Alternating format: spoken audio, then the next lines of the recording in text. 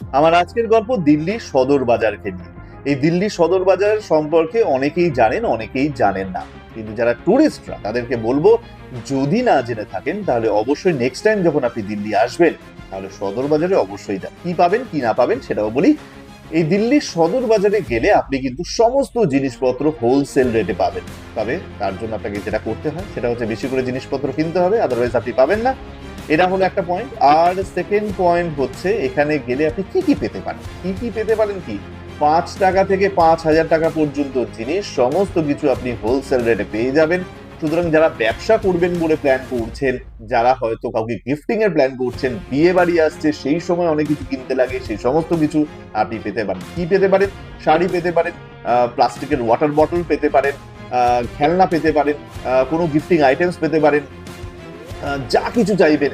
যেমনটা হয় না ওই কলকাতার বড় বাজার, ঠিক সেরকম ভাবেই দিল্লির সদর বাজার। এই দিল্লির সদর বাজার মুঘল আমলে প্রতিষ্ঠিত। দিল্লির সদর বাজার একটা সময় ছিল সব সব মানুষের কাছে একমাত্র আস্তানা।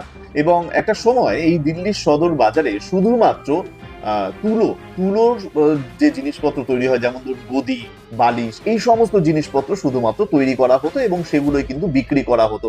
যে কারণে এখনো পর্যন্ত একটা জায়গা রুই মান্ডি বলে পরিচিত, মানে সদর বাজারের মধ্যেই পড়ে অবশ্যই।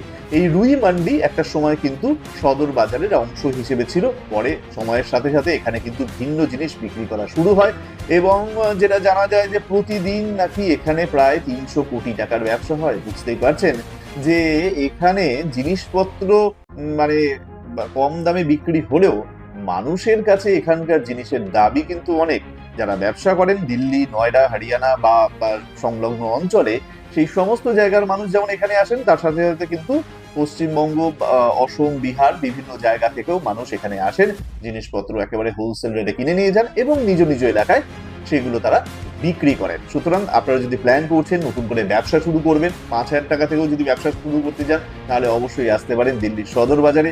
দিল্লিও পড়ুন, তার সঙ্গে সঙ্গে এখান থেকে জিনিসপত্র কিনে নিয়ে গিয়ে আপনার উপার্জনও সারুন। সুতরাং কথায় আছে না, এক ঢিলে দুই পাখি, হাঁটতে পারেন দিল্লি এসে।